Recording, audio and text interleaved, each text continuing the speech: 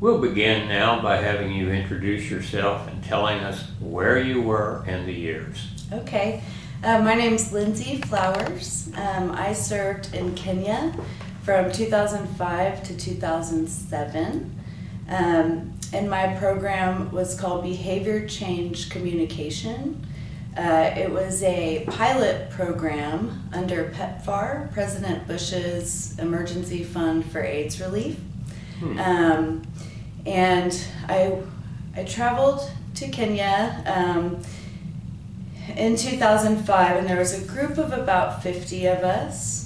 Now, we'll get to that. Okay. Right now, just tell me where you grew up. Okay. I grew up in Oklahoma City. I was born here at Baptist Hospital. And I grew up kind of in Plano, Texas, and then... Oh, in Plano, huh? Yeah, and then I graduated high school there, and I moved back to Norman to go to college. Okay. You always thought that you'd go to OU? I did. Yeah, my brothers went there, and I really liked it in Norman, so... Now, what about your... influences? You joined the Peace Corps. Now, what age were you when you joined the Peace Corps? I was fresh out of college, so I was 21, 22. Okay. Yeah. So who were the people, if there were any people, who influenced you toward joining the Peace Corps? Well, actually, it's my now husband. We met before I graduated college, and he had decided to move to Tokyo, or to move to Japan. And he left about 6 months before I graduated, and it was kind of, I had never left the country, and so it was kind of one of those things that was like, okay, well, he's doing it, and so I looked into several different ways to travel, work and travel, and different options, and the Peace Corps was really just absolutely the best option for me. Can you remember what any of the other options were? I think I looked at like teaching English in Thailand. I don't think I really seriously looked too hard at other options because, online back then you couldn't really tell what was, legit or not. Yeah, right. Yeah. Okay. Yeah, and so I decided to apply. How did you even know about the Peace Corps? I feel like I just kind of always knew about it. I think I had a friend in high school that knew back then about it, that she really wanted to try it, and it's kind of just always, I see. and I think at that point when I decided I did want to travel, it was just, one of the first things I looked into. Had you ever met anybody who's been in Peace I don't Corps? think so. I really don't think I had. Had you ever talked to anybody? I don't think so. No, it was There wasn't anybody at OU then? No. Oh, there was a recruiter at OU. I did go to a recruiter meeting. I will, now that I remember, and the girl that was running the meeting had served in Turkmenistan, I remember. And so maybe that was after I applied. I can't remember. I really don't remember the order of things, but yeah, I think that was the first time I actually talked to somebody that had served in the Peace Corps. Probably after you had applied. Yeah, they were probably like, you should go to this recruiter meeting. Yeah, and a recruiter's not going to talk you out of it. No, yeah. What did you think you had to offer? I think at that age, I felt like I wanted to, I had that initial sort of sense that I could maybe do something positive. Did you know what? I didn't know what. Education, sanitation, right. farming, yeah, so all that stuff. yeah, I mean, So it kind of goes back to the nature of my program. I graduated with a bachelor's in fine arts in art, visual communications, which is essentially graphic design, and they didn't really have a program for art majors at that time. In Kenya, the programs that were active, there was a big deaf education program. They had math and science teachers, and then they had kind of business development, small business, and public health. And so my program, they had to kind of find something for me because I didn't fit into any of the buckets, really. That's interesting. Yeah. I've found that to be true with a couple of others too. Yeah. That they found you something because you talked and they had some idea about you. But I'm wondering also about when you applied, did they ask you, name 5 countries you'd like to be assigned to or anything like that at all? I recall them saying, are there any places you're not willing to go? And I really don't remember how I answered that. I think at the time I maybe said not the Middle East, Yeah. But I don't know. I didn't have like a top, I'm not a Spanish speaker. I do remember them at one point in the process asking me if I would be willing to learn French. And so then I was like, thinking West Africa maybe. But yeah, that didn't. Well, when you heard French, did that appeal to you, or did you think, oh, I don't? Yeah, I mean, sure. I was open. I was totally open to whatever came my way, and you can always say no to an invitation and then wait for another one. You understood that. Yeah. Some people that I've talked to didn't understand. Yeah. It's either my way or the highway. Yeah. Yeah, no, they were very open, and I think, even once you get to your country, like there are always a couple people that kind of filter out and it's maybe not the right fit. And I even, had a volunteer from Malawi that joined our group, like left her country and came to our country. So, they really are a really, logistically, I can't imagine on the back end what that's like for them, but it's a great organization. So you, after they asked you about French, you started thinking about West Africa because they speak French. Well, and they might have even said French sign language, and French so what? Sign language. Oh, sign language. And so that was kind of, I feel like they did say French sign language. But,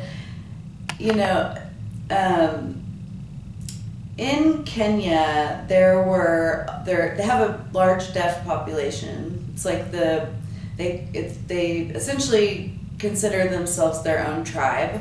There's a lot of deaf schools. Before you get into that, yeah. tell me what you knew about Kenya before you went there. I knew The Lion King. I knew that's where a start. I mean, that's literally all I really knew. I knew that was where they had kind of gotten their inspiration. And then I knew Paul Simon's Graceland album. Oh yeah, was kind of East Africa, some of it, I think. So it must have appealed to you. It really did. I think it was shocking for my family and my friends. I don't think You're going where? Yeah. And I just got really, really excited about it. The more I started reading about it, I mean, people, pay thousands of dollars to go there on purpose and visit. It's beautiful there, But you assume that since Peace Corps is there, it's an impoverished country. Or did you assume that? Yes, I did. I mean, I think having never really been exposed to African culture or of any other culture for Sure, that matter, any you know, you had the stereotypes, the stereotypical, like what you see on TV that Africa looks like, which is very poor and sad, and you know, so I was pleasantly surprised. It's just absolutely gorgeous, gorgeous people, you know. Where did you train? Okay, so we, our training was in a town called Kitui, which is near, not too far from Nairobi. We trained at a Catholic, what did they call it? Like compound, where they had the Catholic Church owned it, and it had little dorms. So that's where we went, like when we first got there. And that's where we would walk to every day for our training. And then we would split out into our different groups for each How many sector. were you?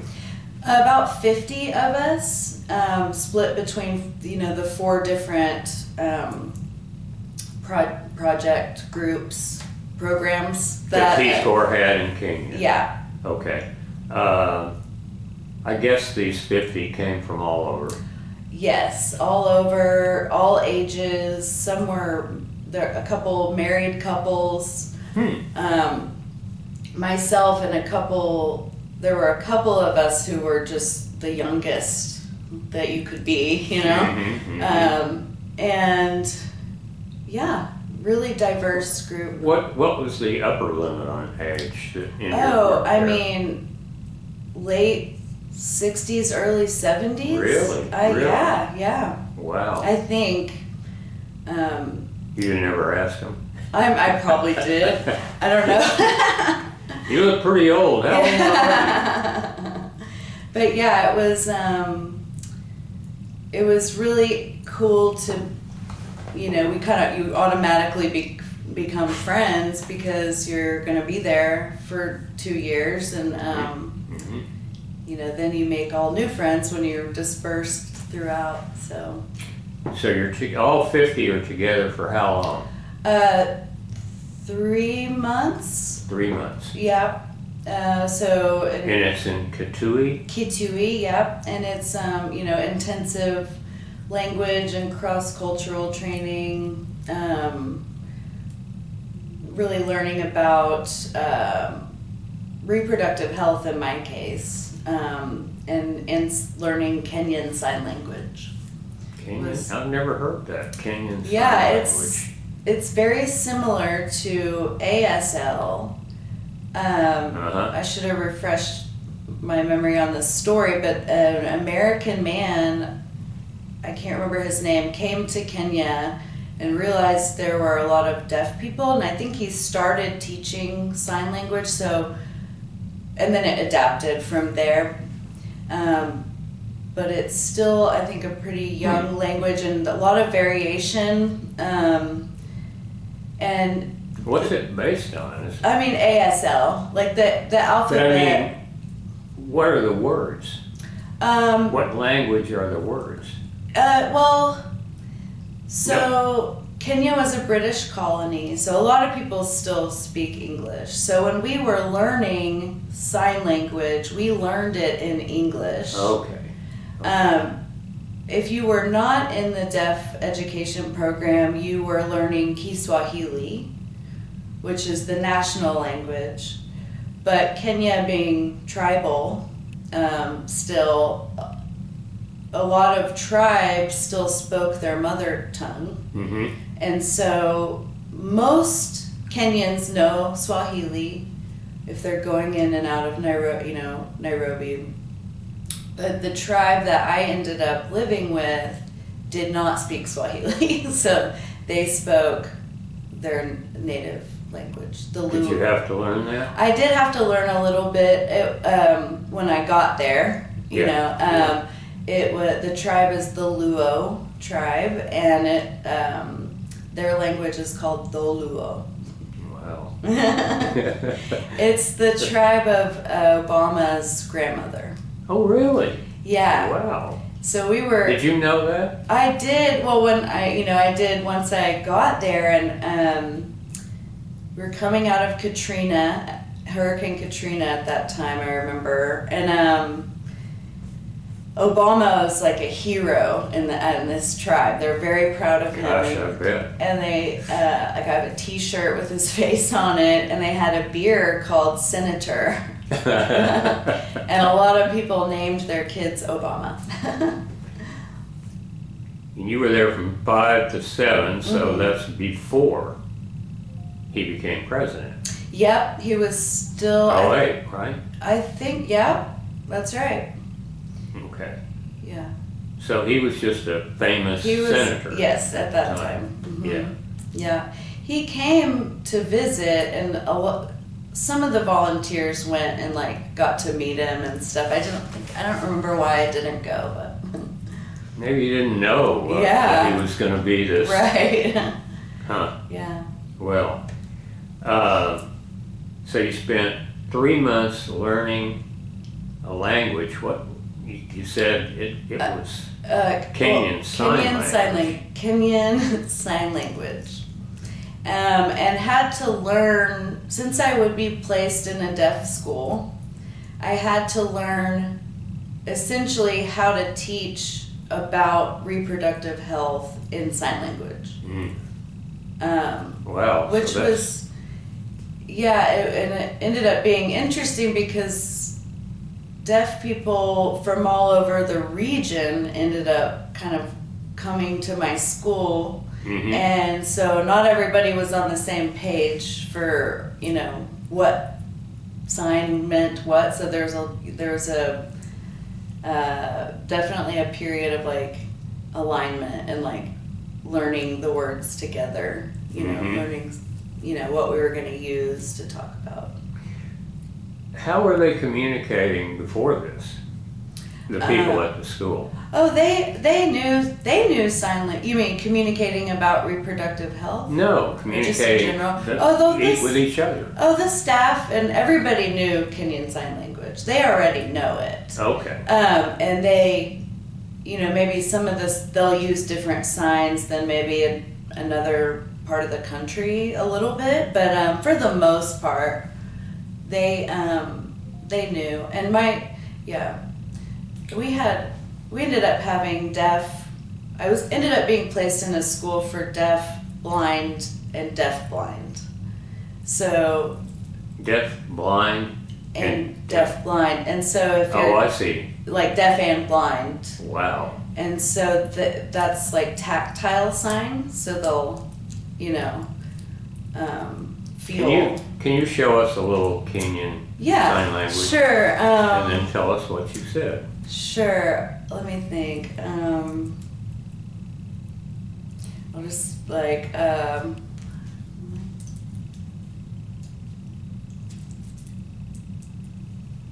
That's hi. My name is Lindsey. My sign name is this. So, deaf people receive a sign name, and so it has to be given to you by a deaf person. So everybody was given a sign name by our teacher during training. Oh. And some people, mine changed. My students gave me a different one. They were like, we're going to call you this now. Well, now you have the sign language and you teach it to your students, and now they have it. So it's propagating, but they already knew it. I was learning how to teach about HIV and reproductive health. So I was teaching that in Kenyan, using Kenyan Sign Language. Did you ever use words? I mean, your voice? Yes, because oddly enough, sometimes students would be placed in a deaf school who are hearing, who they didn't know where to put them. So perfectly hearing students in my deaf class, and then some students who could see in my blind class. So, and in my blind class I could speak, and so it was really interesting to have kind of both worlds. Mhm. And see, Yeah, you know, sure how the was. communication flowed. Challenging too. I Yeah, yes. But I ended up teaching art. I did an art class too with my deaf students, and then I did a music class Mhm. with my blind students, and so kind of got to have fun doing some other topics. Was this your idea to do art in your classes? Yeah. They really encouraged us to kind of have secondary projects or you know, other opportunities to engage. When you say they, you mean Peace Corps? Peace Corps, yeah. I did my secondary project actually ended up being, you know, taking a good part of my focus, and it was kind of a happy accident. I ended up moving to a different house, and there was a women's group that met right outside my door on every Wednesday.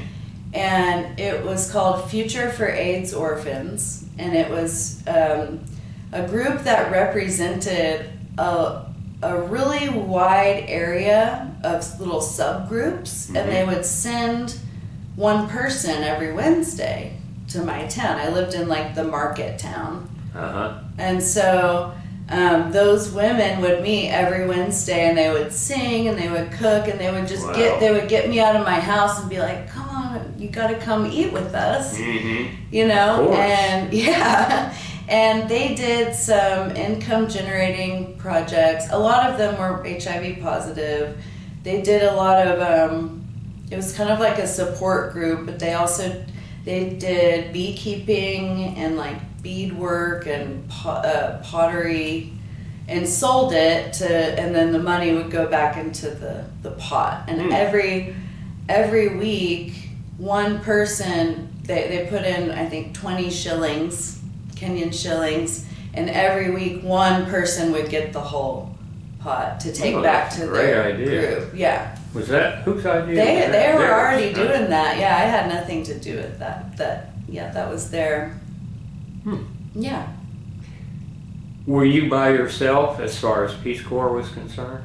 Yes, I was. Yes, I did have a neighbor, but they were not involved with Peace Corps. You mean an American? So in my town, there was one Peace Corps volunteer who was already there before me in town. And then there was one, they call them bodas, these bicycle taxis. He was probably a 40-minute bicycle taxi ride, so he was further kind of in the village. And I was in town. So whenever he would come to town, we'd get together. And then he lived next door to another volunteer. So there were like 3 of us in town. And then my neighbor, not Peace Corps, but there were a couple nurses from the UK that lived near me. So it was like we had this little group of, you know, people that ended up in this town. The town was called Oyugis. Say it again. Oyugis. Okay. Oyugis, yeah. And how small or large a place was it? It was the second largest, I would say, second largest market town to Kisumu, which is Kisumu is right on Lake Victoria.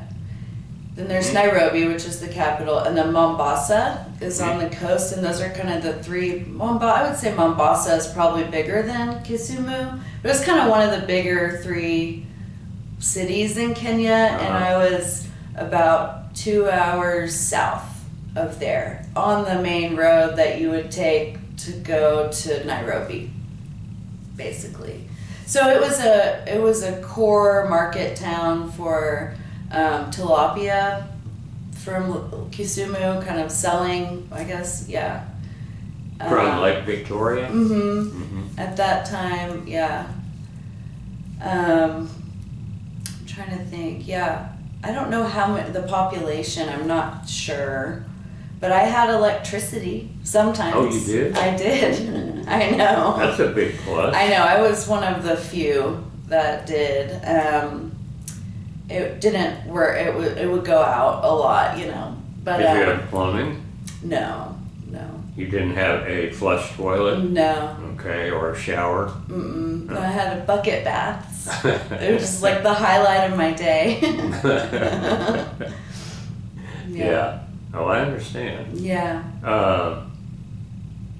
But you didn't live with a family I did during training. during training. So during training, I lived with a host family, and they were they spoke a language called Kikamba, which was the local tribal language. They did not speak any. Nobody spoke English except one of the mama. You just call her Mama. One of Mama's kids spoke English, and she would come pick me up, and we'd go swim somewhere or something. Like she kind of took me out of the.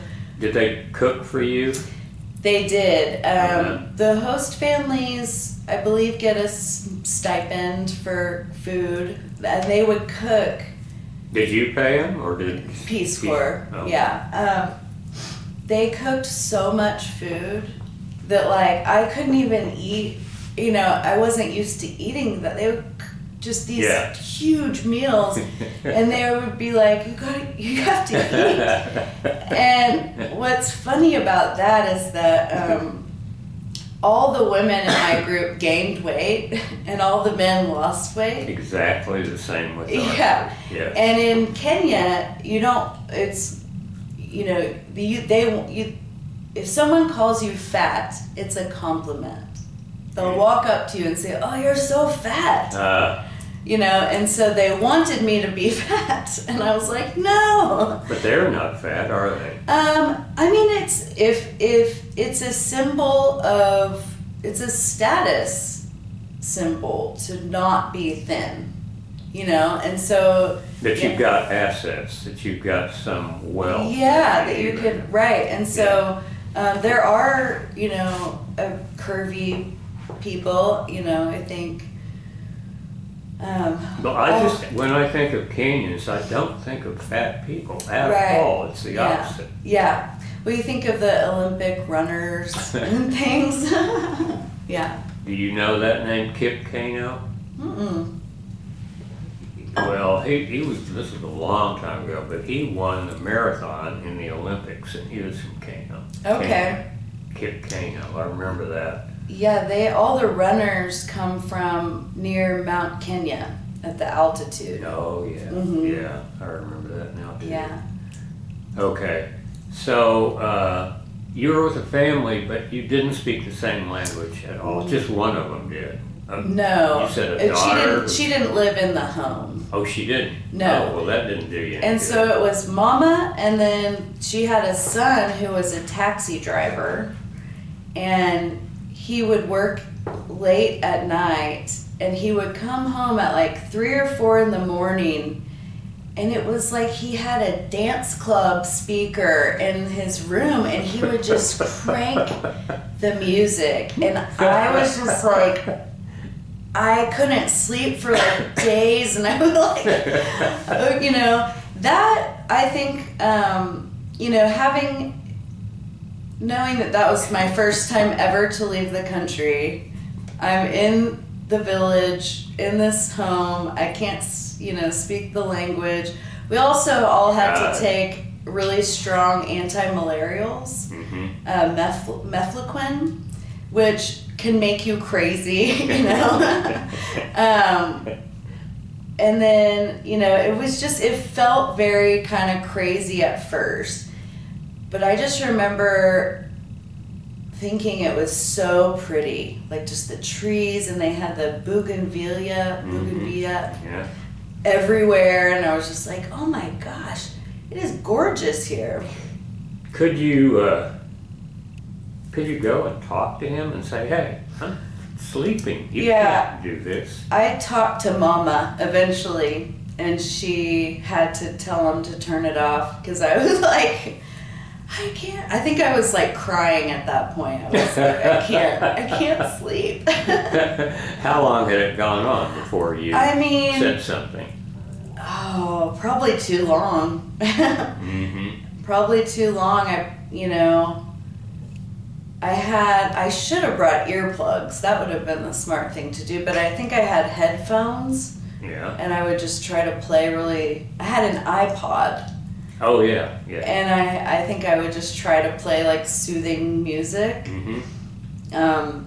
Yeah, I forgot about that. Plus, it was time limited in that you were going to leave that place anyway. Yeah. To get to your assignment. Yeah, it was just like, just hold it together. But I remember talking to another RPCV who had a predicament somewhat similar to yours in training and went home. Oh, wow. Yeah, I mean, it just built and built and built, and he couldn't get any help. Yeah. I feel like in that situation, if you talk to Peace Corps, like Peace Corps would always swoop in and help people. Mm-hmm. I know my first house that they had me in, which was on the school grounds, wasn't, it had been a student housing, so some of the students kept like trying to come in, and I'm like, but there was a lot of dust, and I was having like allergies, and so they said just talk to some people in town, and see if you can find a new place. Mm-hmm. Sure. And it was pretty seamless. So. Okay. So returning to your school now, Mm-hmm. or your assignment, what did you said that you were talking to them or instructing them about HIV. Mm-hmm. A lot of them were HIV positive. I don't know their status. The tribe in my area was polygamous. Mm-hmm. And so, and at that time, I think it's gone down.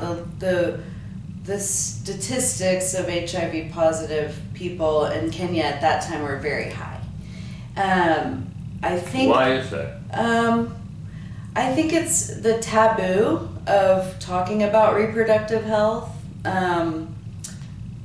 There was a lot of misinformation in their textbooks in school, but like school books, it was like, it said, don't share toothbrushes and don't share shoes, and that way you won't get HIV, which is, I was going into a situation where there was a baseline level of zero knowledge about what makes a boy and a girl. So you really had to start with this basic definitions and like understanding of, just basic understanding of reproductive health before you could even dive into STDs and, how you don't get them. And it being a polygamous tribe, so if you think about it, it's like if one wife was positive and then they had many wives, they're just kind of giving it to all of them. Yeah. I lived right across from the town hospital, which was one of the bigger, kind of nicer ones in the area. Mm-hmm. And every town has several carpenters, and they make coffins. Yeah. And all week, they're making them, they're putting them out, and then Thursdays were the day that everyone came to pick up their relatives from the hospital, and and on Thursday, it was like every Thursday the coffins were gone. So it was like it was visible to me. And since I lived right across from the hospital, if someone dies, that's when the party starts. I mean, they're singing in the back of the car, and it's the wailer. They have wailers. What is that meant for? Why do they do that? Is that to usher your soul up, or I think what? it's just, it was really funny. because the public transport is dangerous, and I got really scared and early on, and they laughed at me because I was afraid to die. And they were like, no, no, no. I mean, Wow. like truly, it wasn't like anything that anybody, that wasn't a mindset there. Because when you die, that's when your party, I mean, it's like that's when the party starts. They'll rent speakers, they will hire wailers to come wail outside your home 24 hours a day for like 3 days, you know. Gosh. And they'll take turns, and it's just, I don't know exactly why. I think that's pretty common in African culture. I don't know the origin of that, but it makes sense to me that it's like they just want to keep the party going, and if you have a lot of wailers and a lot of sound, then that means that you were really treasured and But it's honored. finite. Yeah. After a few days, that's it. Yeah. Yes. Okay. I mean, So yes. it's one hell of a party for a few days. Yeah. And then that's it. And the whole family's there for the 3 or 4 days, or they probably, if you can do it longer, I bet maybe they do. Did you have anything to say to your students about polygamy?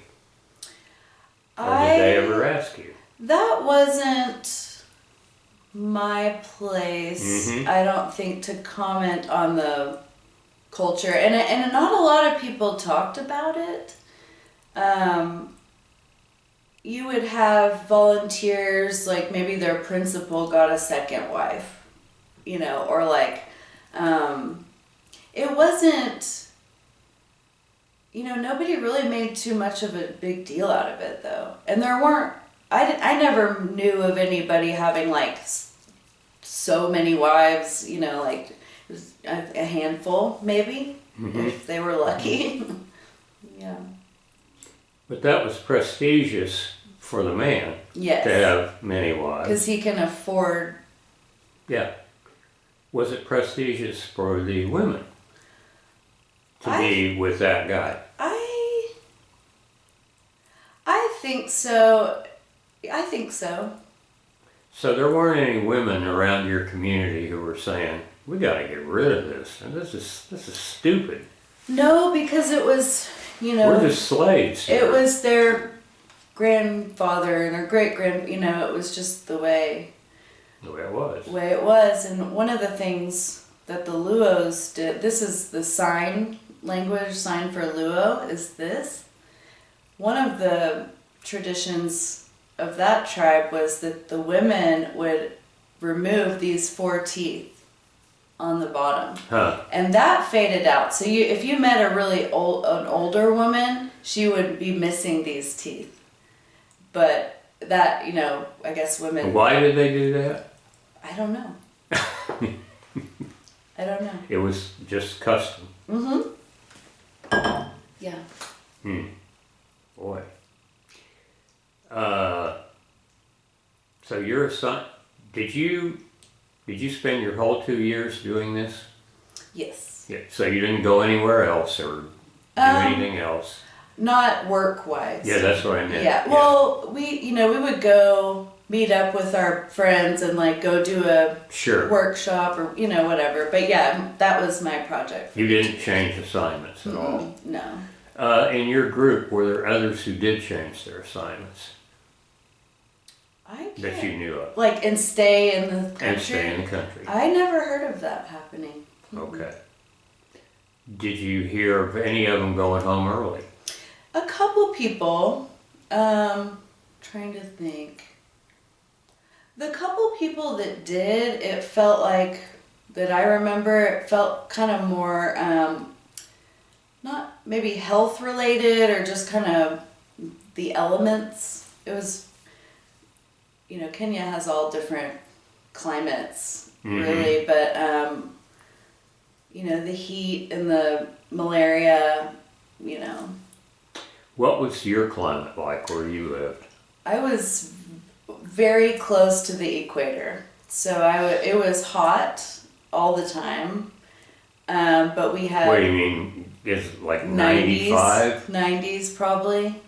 But then I had rainy season and dry season. Uh-huh. So rainy season was amazing because it would rain every day at like 4 o'clock, and there'd be a big rainbow, and then it would cool down for a little bit. Sometimes it would rain at night, and those were the best nights. I had a metal roof. Mm-hmm. But the dry season was pretty brutal. I remember, I had to go, you have to source your water. So there was a pump out like a little bit close to me. But I ended up finding a guy that would deliver it to me on a bicycle because it was such a spectacle for me to bring my 5-gallon thing and fill it up. Everyone would come out of the woodwork. 5 gallons, that's quite heavy. I know, they would come out of and just laugh at me for trying to and you have to carry it on your head because it's so heavy. Yeah. I had to go far enough to where I couldn't and that now, was. wait a minute, you were putting a 5-gallon bucket on your head? Mm-hmm. And how far would you walk? Oh, it wasn't that far. It was like 10 feet would be far with yeah, it 5 was maybe gallons. from here to across the street, maybe. Mm. But a couple times in the dry season, the well went dry, and the bicycle guy had to go really far or go to the river, and so I had to boil and bleach my water. But that was just part of the deal, Yeah. Mm-hmm. Did you have best friends over there? Oh yeah.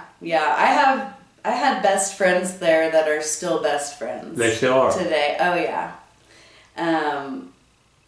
Yes, absolutely. Give me some idea of who they were. And how Oh man, so I had this. Well, you become really good friends, I think, with the people near you. Mm-hmm. Because we get together on the weekends. I had a girlfriend, Anne Green. She, luckily now we all have Facebook and we can kind of keep in touch that way. Sure. I had a core group of girls from training that we all, remain friends, kind of still check in here and there. And then I had a group of guy friends that felt like I was just kind of one of the guys. Mm-hmm. And we would meet up, and I just saw them, I've seen them, a couple times in the last year. One lives in California, I had to go there for work. One lives in Salt Lake City, and I went up there once, and just really, truly, lifelong friends. Yeah. Yeah. What about Kenyans? Yes. Where you live, were some of those good friends of yours? I had some very good friends there. One of my best friends, this is I hate this, but one of my best friends, she took care of me. We would talk, we would meet up, she'd have me over for dinner. She's older than me. I don't know I guess in my mind, she's maybe in her late 30s, early 40s. She was in the women's group, and right before I left, she had taken the money from the group and just dodged out of town. And it just really broke my heart. Wow. Yeah. It was so sad because I'm like, oh my, I hate. And she didn't come back, I guess. No, I don't think so. You never saw her again? No. Did anybody in the group ever see her I again? don't know. I don't think so. How much money was that? I don't know, but it was enough for it to be a really big deal for the members. But I had, I lived by a bar called Hotel Equator, and it was just from, a stone's throw from my front door. And that's where we would meet friends there, and they had the second story, and you would look out, and that's where we would watch the rainbow every day. And sounds great. yeah, it was beautiful. They had cold beer, which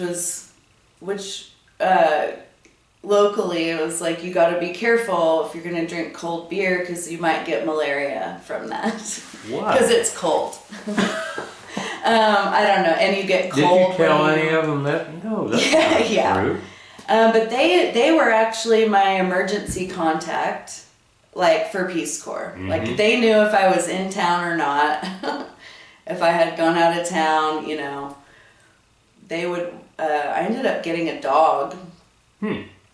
And they would like feed my dog while I was gone.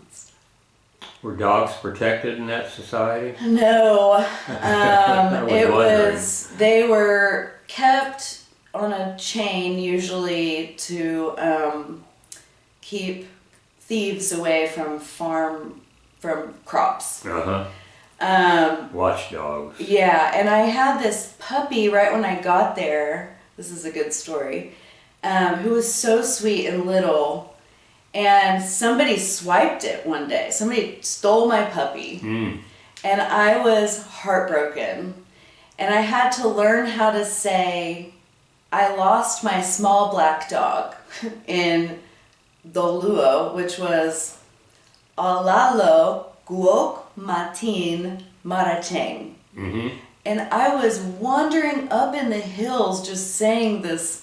Because somebody, you know, word travels really fast. Somebody would be like, oh, I saw him. He went that way. So I'm like walking around in the hillside, yelling like, I lost my small black dog. And so I ended up, somebody gave me another dog at some point, and I taught him how to sit. And how to, you know, I fed him local food, and people thought I was crazy for letting this dog in my house. But, you know, I had, by the end of it, I had trained all my neighbors. My neighbors would feed him when I was out of town. They thought, like, when I was like, sit, his name was Bobby McGee. I was like, and Bobby McGee. Yeah. I was like, sit. And everyone goes, like they thought, I mean, I was like worried I might be accused of witchcraft, you know, but by the end, would be very serious, wouldn't it? It would be, very much so. But by the end of it, I had everybody trained to welcome him into the, you know, but he ended up getting hit by a school bus. Killed? Yeah. No. And, you know, just like you know, like I said about human lives, it was like the dog had, you know, was like on the side of the road, and somebody who came and knocked on my door was like, your dog's dead. And I was like, what? And then he ate somebody's chickens, and this guy shows up at my door with a machete, and he's like, I'm gonna kill your dog. And I was like, please don't. You know, what happened? Wow. And I had to go buy him some chickens. Oh, because the dog... The dog ate the chickens. Oh, I see. Oh. Yeah. Huh. But... Wow. And you didn't know that guy at all? He's just there with a machete in his hand? Yeah, well, I think I had probably seen him around. I think he didn't live far from me, so... Boy, that must have been something. Yeah. Yeah. People would knock... Well, okay, so a lot of maybe church groups or, you know, volunteer organizations would send people to Kenya for like 2 weeks, and they would dig a well or do a project, and then they would donate a lot of money, and then they would leave. And so it was the understanding locally that if you were from America, you were rich, you know. And of course, with Peace Corps, it's like we were paid less than a local teacher. Really? Why about the same. Oh. I remember maybe my school was private. They weren't part of the public. I guess they didn't have. You still had to pay for public school there. Oh, you did? You have to pay school fees. Yeah. But so I had people knock on my door fairly regularly and just hold out their hands. Be like, you know, and I had to be like, no. you know. Did you ever give any money to anybody? No. Hmm. My dad came to visit me there, and he did make a donation to the women's group. That's fine. Yeah. That's fine. Yeah, and but I was there, you know. Yeah. You know, a lot of times you would see those organizations, maybe the principal got a new flat screen TV the next week. You know, you just can't, if you're not there to see how the money's spent, or like it, you know, I do think that's another really good thing about Peace Corps. It's like, you're not there to give anybody money. You're Nope. just there to, you know, volunteer, and hopefully, you know, they wanted us all to kind of do teacher trainings. So we, you know, ideally the knowledge is passed on, Mhm. carries on. But Did you do teacher training? I did do a teacher training, and it was funny because, like, you know, you're basically teaching sex ed to a group of adults who haven't ever taught that before, and they were like falling out of their chairs laughing. It was like, but they got used to it, you know. Yeah. They stopped laughing after a while, or? Well, yeah, I think so. Well, I guess it does have a humorous aspect to it, an American coming in, Yeah, telling them about sex. right. In sign language. In So sign you're language. acting it out. Yeah, I'm not it's just very, you know, but the whole reason that you know, they weren't allowed to talk about it. Nobody talked about it. And so that's, you know, why. Talk about what? HIV. And, Or sex? oh, yeah. You didn't talk about Nobody this taboo subject? I mean, I did. Nobody talked about it generally. It was just not It wasn't the discussed. topic of conversation in a bar? No. Wow. No, you would never. But, like, I think the statistic at that time was like 36% of the population was HIV positive. Gosh. And I want to say they got that number from anonymously tested pregnant women. So if it was 36 and it was pregnant women, you can guess it's like double. Yeah. Maybe. A lot higher. And I do think it has gone down. And they had there were a lot of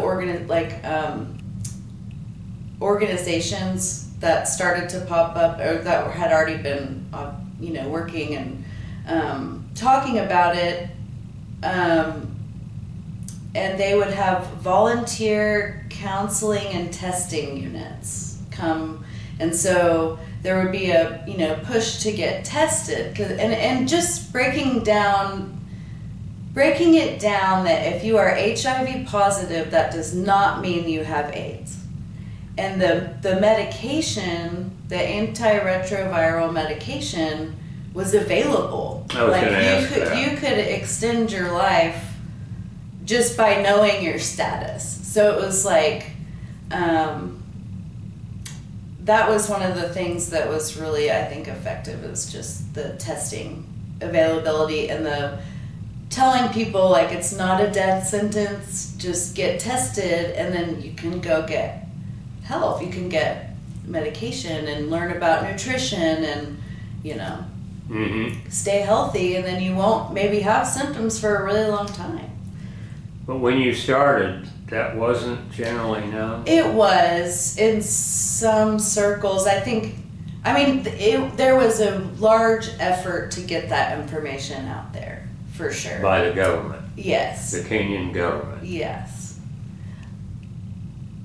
But I don't... Was there somebody behind that? Like I a think national... they might have been, like, organizations. I don't know that the government... I don't know what the role of the government was, but given that the standard textbooks had, you know, that type of misinformation of, like, don't share toothbrushes, instead of, you know, actual I don't know the role of the government in that either. So you think that it might have been private nonprofits Yeah. rather than the government? Yes, and there were a lot of nonprofits doing that type of work. Were any of the nonprofits that you were aware of Kenyan in origin? A lot of, yes.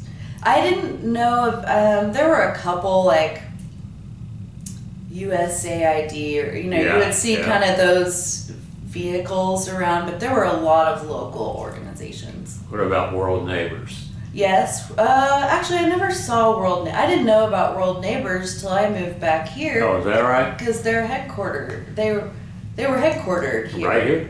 And then they changed. I think they changed over to. Was it Feed the Children that they changed? No. Not Feed the Children. There is a Feed the Children. Yeah, I thought they got rid of the World Neighbors brand. They haven't. It's on May Avenue. Okay. 4-story, dark glass and stone building. Okay, I'll have close to to look Northwest Highway in May is where that building is. Okay. Yeah, I remember seeing. I want to say like CARE was a big one. But yeah, no. So all these nonprofits, private nonprofits, they all have pretty much the same goal. Yes. As far as yes, because I think getting this information out. Yeah, because I think you're one person away from knowing someone that has died of HIV or AIDS, HIV related. Were some of the people you knew, were they thinking that if you were HIV positive, you were going to die and it was going to be an awful death? I can't speak to that. I don't know what they thought because it wasn't, they probably wouldn't volunteer that information about what their perceptions were.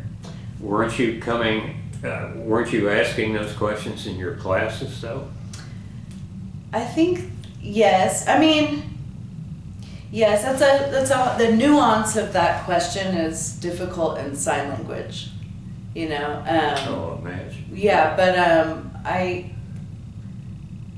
I think for people that taught the public health volunteers who were out working with different communities and not in sign language, I think they would probably know the answer to that. Like what some of the common misconceptions were and what. I think just the taboo of it all, like people it just wasn't openly talked about. And And that led to the problem. Yeah, but I remember I went to there was a volunteer who was at a deaf school, and I went to the school and was it a deaf school or a regular? I think it was a hearing school. It was not a deaf school. I did a condom demonstration for like a huge group of high schoolers, and I've got a picture of it somewhere. Oh, that must be an invaluable picture. They were just so embarrassed. They just, but Were you embarrassed? No, I was trained on this. I'm a trained professional. So. Yes, that's right. So during the 2 years, you must have felt like you were really doing some good, you and your group. I honestly don't think it ever really felt like that. We would joke in my circle of friends, like, living the dream, and it would be like 100 degrees and you're like stomach food poisoning. I had like amoeba, and I don't know if you would call it dysentery, but you're always kind of fighting something off. You have runs, you mean? Oh yeah, and where I lived was also one of the highest malaria rates, so I had malaria. You did have malaria. Yeah, and I don't think even though you took Well, that's the thing. I don't think you're allowed to tell Peace Corps that you had it, or they send you home. Oh, they would? Uh-huh. Oh, wow, I and didn't it know was that. the medication was really, yeah, am I gonna get in trouble for this? The medication was psychoactive, and so I mean I straight up couldn't take it, the preventative, for that long. And so everyone kind of like Psychoactive, what? it would make, I mean, it made people like crazy. Oh, I mean, irrational? one of the volunteers like locked himself in his, you know, we hear these stories like one of the volunteers locked himself in his house or something, you know. Oh, paranoid like? Yeah. Oh, uh-huh. But everybody kind of didn't take it, and everybody kind of got malaria, you know. And then you would just go to the hospital and get like a 3-day treatment. Mm-hmm. And that would be that? That would be that, but it was... But you were pretty sick during those 3 days? Yeah, I remember the first couple times I got it, I didn't know that, you know, I got to know that there's this little specific headache that you would get. And then I could just take the medication and not get really sick. Mm-hmm. But I remember just being so sick. I had like a mercury thermometer.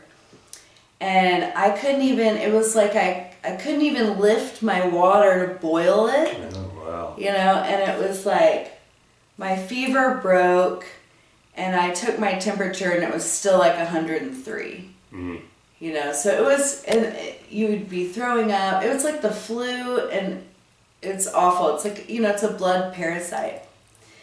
But the nurse that I knew who worked at the hospital, she let me look, she put, you know, they do a drop of blood on a slide, and that you can see the parasites in there. Oh. So she let me look at my malaria parasites once. Wow. So,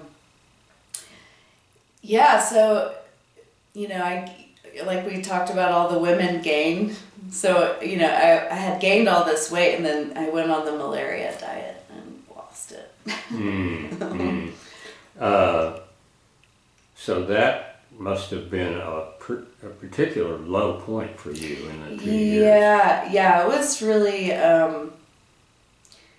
you know, when you're sick, and not to mention, I'm now snail mailing my now husband, who's in Japan, for the whole 2 years, you know, and I want to, you know, I miss him. I'm, you know, not feeling well. It's really, work was difficult. Like, weren't you tempted to just, hey, let me go to Japan with my husband? That's where I want to be anyway. Yeah, no, I mean, No? I don't think Peace Corps had a program there. No, they But just don't. in general, They don't. I mean, you had to like, quit. would I just throw in the towel? I think I probably thought about it a couple times, maybe, but I mean, my husband and my friends, and you know, I did end up, because I knew I was gonna go to Japan after Peace Corps the day I got to Kenya, because we, you know, had just said I love you, like right before I left. And so it's almost like that made it was really difficult to be apart for that long, but just knowing that was coming still, kind of in a way made it bearable. Did you see him at all during the 2 years? Yes, he had an Australian roommate, our friend Anthea, and she saw like how distraught he was about us being apart, and she paid for him to come visit me in Kenya over Christmas one year. And so we hadn't seen each other in a year and a half at that point. And so I went to pick him up, and we ended up we went to the rainforest for Christmas, and then we went to my school, and then we went to the coast for New Year's and camped on the beach. And so when you say the coast, do you mean like Victoria? No, or so like the Indian Ocean. It's like beautiful coastline. Brad and Angelina Jolie. There's like a little Italian town. It's like Diani Beach is where all the, rich and famous go, but there's little beaches all up and down there. It's just beautiful ocean. So we went there for New Year's, and then we're like driving back to Nairobi, and he had to take him to the airport. And when he left, we still had another year apart. Wow. So that was probably the lowest low. Mm-hmm. And then your last few months of service, you're supposed to be winding down. You're really not supposed to be working. You're supposed to be like training and handing the baton and, wrapping things up. The last, how long did you say? I think 3 months, last 3 months. And since I knew that I was going to Japan after Christmas, so my service would have ended in August, or maybe I left in August. Of 07? I left like a couple months early because I knew I needed to connect with family and because I was going to be leaving again. So I did not COS or close of service. I didn't make it to the very, very end, but I was pretty close. And that was fine with Peace Corps? Yeah. Oh, yeah. Did you fly back to the United States before you went to Japan? I did. So that's what I needed to come home and just land for a little bit. At that time, my mom and stepdad were living in Southern California. And so I flew into John Wayne Airport, and they were living in Dana Point, and it was a great place to land. I think I stayed for about a month, but it was almost, and maybe you can attest to this, harder to come back than to adjust to being there. I understand. Yes, I do. I remember going in, I wanted a nice face wash or something, and I went into the drugstore, like CVS or something, and I was just like, oh my God. I think I just walked right back out. I don't even think I bought anything. I was like, this is crazy. That happened to me when right after I got back, I went into a Safeway, and I was looking, and things were sort of spinning around. Yeah. And I threw up. And then walked out. I believe it. I believe it. It was, reverse culture shock is really very bizarre. It is. It is. I had no idea, really. Yeah. Until I was experiencing it. Right. Yeah. Well, let me ask this. You talked about some low moments, some low points in your Peace Corps service. What are some that you would consider to be the high points that you can? I can remember some. I can remember some. Okay, this is easy. I remember somebody mailed me a Frisbee, and there was this one student that everyone kind of poked fun at him, and his name was Jimmy Furaha, which means party. So his name was Jimmy Party, and he was great. And everybody made fun of Jimmy, and I get this Frisbee, and I'm like, and my school is all boys. So they start throwing it, and somebody threw it to Jimmy, and Jimmy just launches the Frisbee. And after that, everyone was like, okay, all right, that's pretty cool. My group, my training group, I don't know if everybody does this, but before you go to your site, you do a little trip. And we went to Uganda and rafted the Nile. Oh no! Yeah. Wow, that's great. Yeah, and at that point it was class 4 and 5 rapids, and this really cool campsite, showers looking over the Nile and stuff, and we all did that together. It's a whole day thing. And then since then, they've actually dammed up that area. So you can't even do that anymore. So that was amazing. You know, going to the beach was great. I mean, really, it's the hanging out with the volunteers, meeting up and wherever and camping out.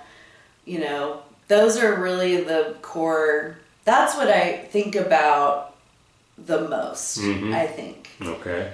I went on safari. I did a very low budget safari. We were in really nice canvas tents that had beds in them.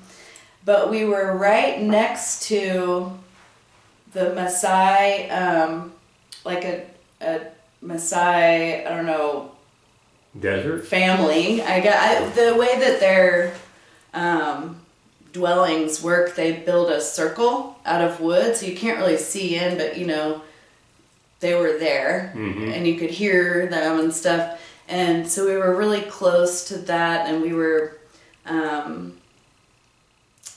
that was just amazing. Just being, you know, seeing, it was the Lion King, you know. Yeah.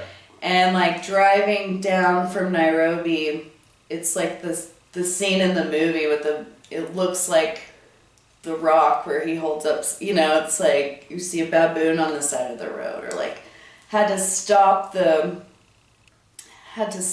car so a giraffe could cross. Oh, wow. You know, the animal experiences were really cool. You didn't have too many though, right? Yeah, no, I remember there were, There were animals around your... Not near me, no. Yeah. Goats, chickens. Oh. But when we would go to Lake Victoria, a big group of us would camp fairly often. One time we went there and there were hippos like near us.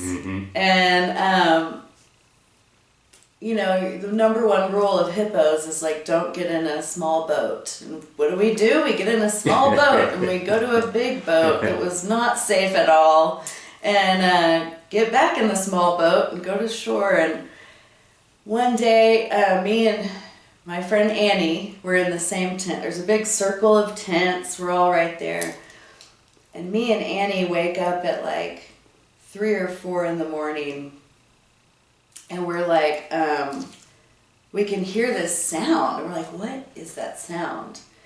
And there's a little window in our tent. And we open the window, and it's literally the sound of the hippo's teeth, like chomping grass. Oh, wow. And we're just like, we're signing to each other because we don't want to spook it. We're like, we can't stay here. We have to go. We also, you know, we can't stay here, but we also can't freak this hippo out. And it was too close for comfort, you know. And so we get out, like gingerly open the tent door and very like just, you know, go up the hill. Supposedly they won't run up a hill. And we're just standing there going like, oh my God, we can't be like, hey guys, you know, that's a terrible idea. So we're just standing there. It's a mom and a baby too. So we're just standing there going, oh my God. And like, meanwhile, the sun's coming up over Lake Victoria and it's like a beautiful sunrise. And like the mom and baby just silently like go in the water. And we're just like, oh my God.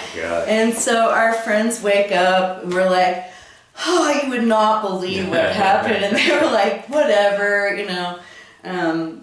You didn't have any way to really record this, did you? No, this is before smartphones. Of course, now there's Wi-Fi everywhere, and no. But a lot of it is in these emails that my dad saved. Oh. You know? Oh, wow. Yeah. But yeah, I'm trying to think. I didn't tell my parents much. Yeah. Did you tell your dad? Yeah, my dad saved some of my letters. And then it looks like he typed them out too.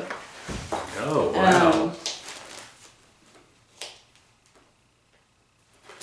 Let's see if there's any. Okay. That's amazing. I know. What a document you've got there. Yeah, and I still have all the letters that I wrote with my husband, who we weren't married yet. I have all, he saved his and then I saved mine, and it would be these like immaculate, I mean, I would just, you know, you're kind of bored sometimes. Sure. Like I would paint, I mean, I don't know what this is. My foot? Did you do that? I guess. I don't remember that, but. Well, you are an artist, right? Yeah. Well. So he saved, so I would do these like mass emails. Oh yeah, okay. We learned Adobe Premiere and After Effects. I'll be making short films to distribute in the deaf schools about HIV/AIDS. So they had cameras and stuff for us. Mm-hmm. And we worked with the students to use sign language in the videos, and then they distributed the videos to others. Oh, I don't great. know if that ever happened, but it may have. yeah. Here's some stuff about my area. Lake Victoria is the world's second largest freshwater lake, covering an area of 67,850 square kilometers. Wow, it's huge. Yeah. They had pirates, because it was 3 countries. I forget. I know it was it Tanzania? Does it border Tanzania? I think so. Tanzania, Uganda, and Kenya. And like, it was known, like, don't go into the middle of the lake, you know. Why? Because of pirates. Oh. Yeah. Where were the pirates from? I guess I don't know. You don't know which of those countries? I don't know. It was just dangerous. Because you didn't ever and go it was, into the middle. yeah, and I mean, it was known, like, you shouldn't go outside at night, kind of thing, you know. Huh. That is so neat that you did I know. I wish I would have read through these all. Well, but I kept all my letters that I sent to my, or they kept them. My parents kept them, and I read through some of them, and I thought, God, this is so boring. I know. Well, all the letters with my husband are like love letters, and we got them out for our anniversary, and it's so just cringe. But well, tell me about what you consider to be your main accomplishments from your 2 years. And it doesn't have to be work related, but it certainly can be. Yeah. Let me think on that for a second. I think. Yeah, take your time. I think personal accomplishment, like, definitely like sticking it out and, you know, making my way through it and figuring out how to do a job and stay sane, and being adaptable, I think. Mm-hmm. Certainly. I think that was did that teach you something about yourself?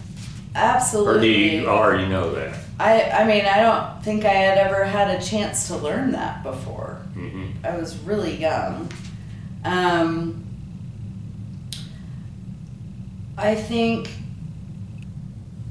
at my school, just at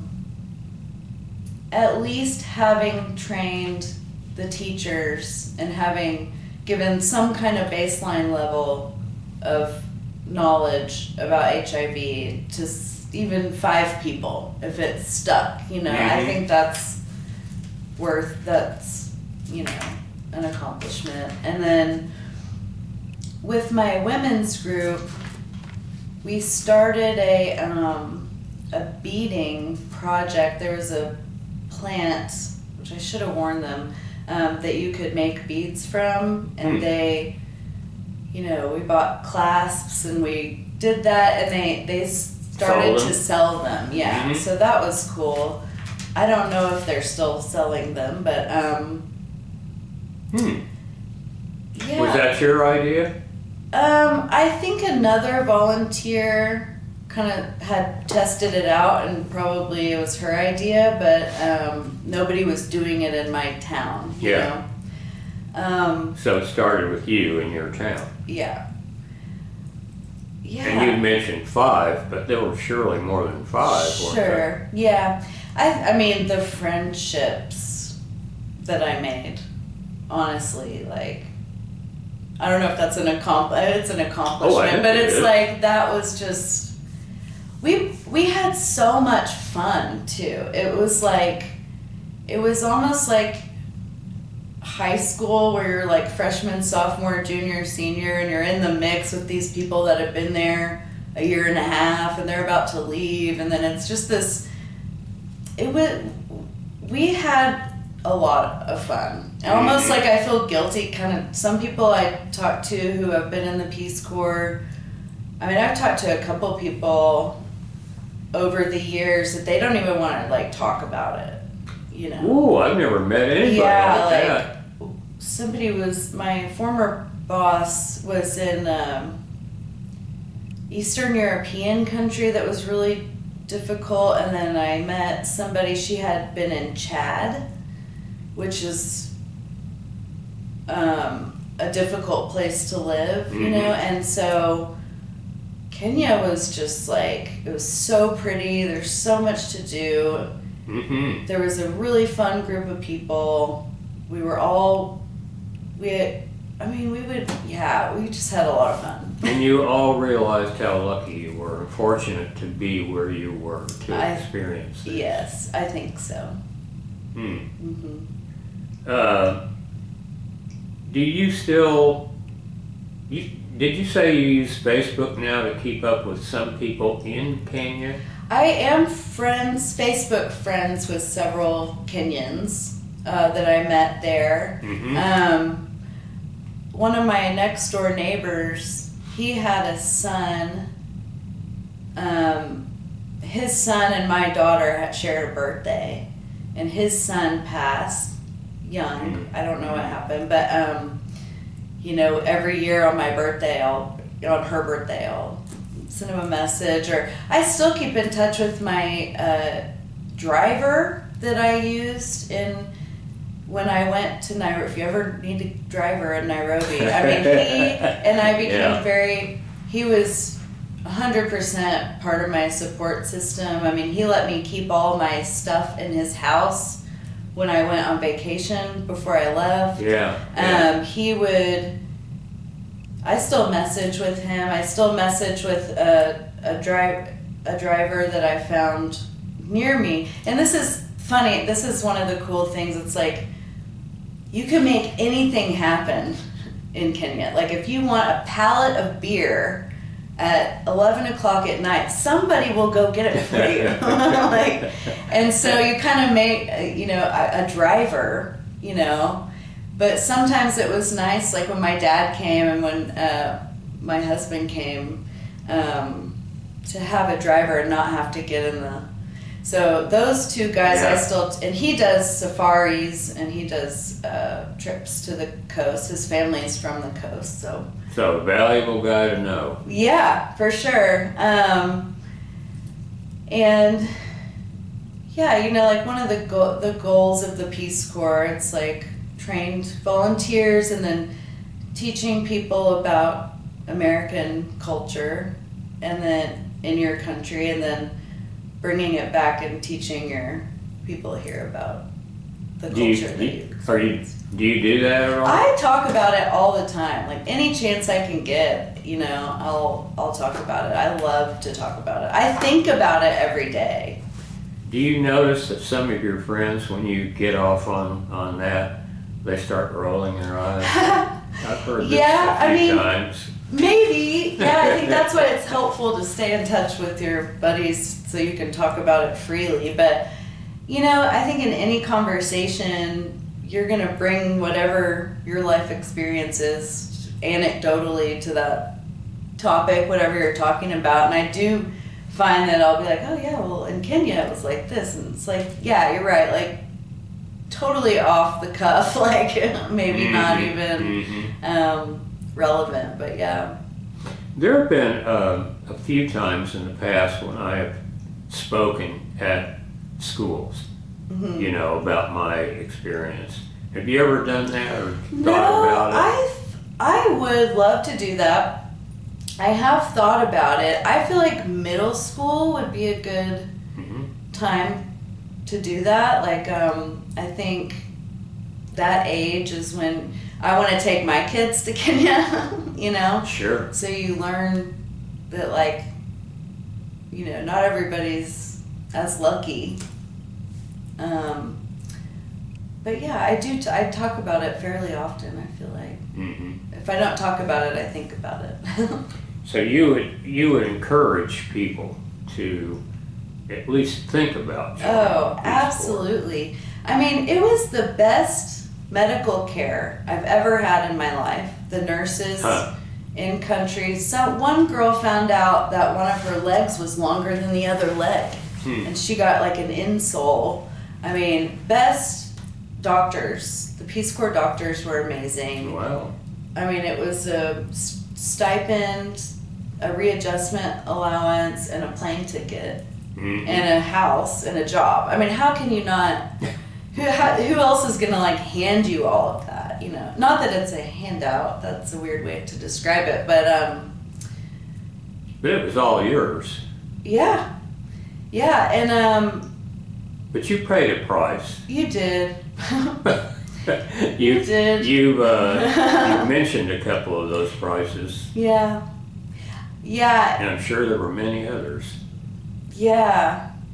One that I didn't see coming was kind of like being a little bit further behind in my career path. And you think that, I mean, I know if I were ever hiring someone and they said they were in the Peace Corps, I would just hire them on the spot.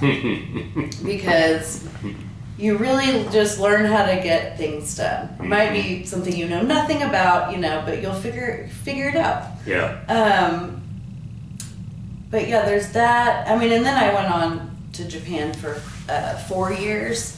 So I was kind of, and I was a teacher there too. I'm not certified here. And so that was the thing. I'm like, well, what do I do? I've got You taught in Japan for 4 years, preschool. but you cannot teach here because I could have gotten a certification. how long would it have taken? Well, I actually looked into this. So the school I taught at in Japan it costs about what I paid to go to OU for preschool and kindergartners.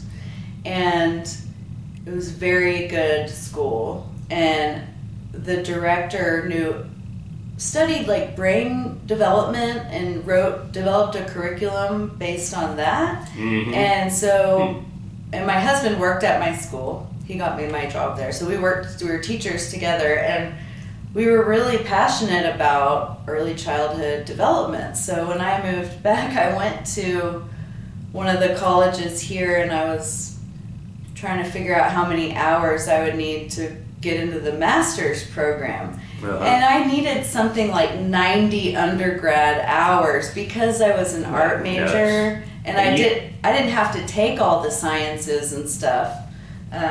Because of my degree, so I would have had to take a history class, and I wasn't going to do